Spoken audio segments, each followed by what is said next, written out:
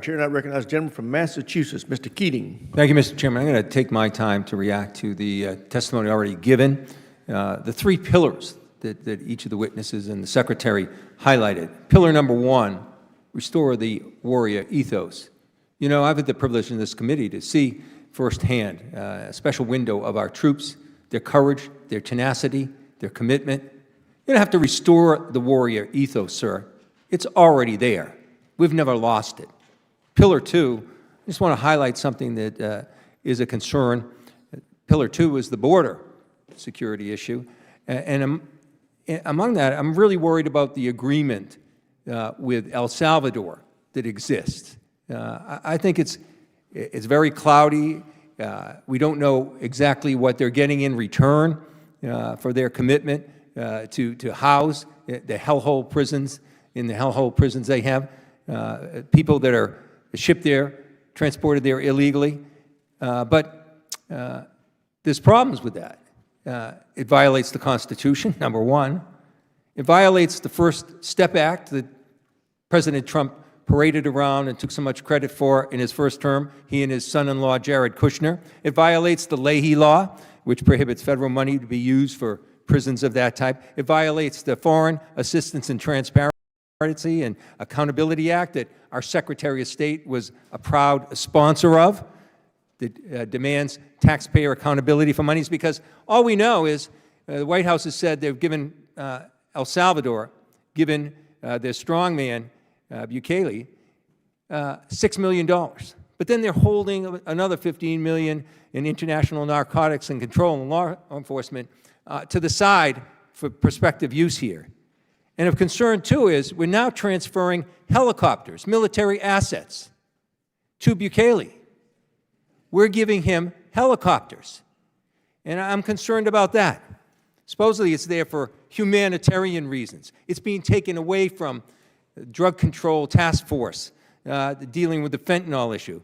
And now it's there for humanitarian reasons in Bukele's control. And I'm just worried about going down the road here. I think there should be strict oversight of what they're getting from the U.S. If that's not there and there's dark money and dark assets being passed, we could have the makings of another Iran-Contra. Thirdly, the third pillar, deterrence. And I look to what every expert militarily, from a security standpoint, said is the greatest deterrent that we have with China and Russia, and our greatest weakness if we lose it. And that's the war in Ukraine. If we fail to support Ukraine and Ukraine loses, that's a green light for China. That's just not my opinion. That's virtually every security expert. We have something China and Russia don't have. We have a coalition of 50 countries, 50, dealing together. They don't have anything near that. Yet, you've attacked that alliance. You said they're pathetic. You called them freeloaders. They have paid, and we want more money, and they're giving more money for their own defense, but they've given $199 billion towards Ukraine, more than the U.S., by the way.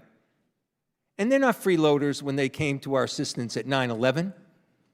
They suffered thousands of casualties, several hundred deaths. They're young men and women, sacrificed to defend Article 5, the only time it was exercised for the United States. They're not freeloaders.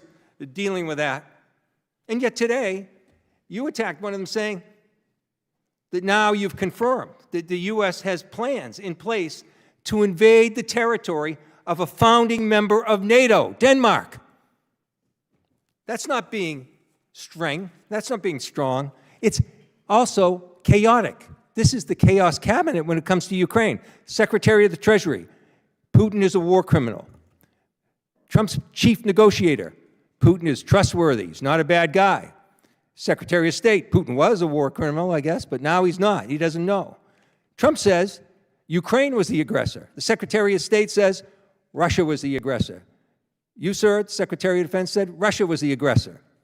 The chair of Joint Chiefs said yesterday that Putin would even stop at Ukraine. The Trump ambassador resigned because of this policy, and I think Vice President Vance said it best. He said he doesn't care what happens to Ukraine one way or the other. That is not strength. That is not using our coalition. That is not deterrence. You're wrong on all your pillars. I yield back. Gentleman yields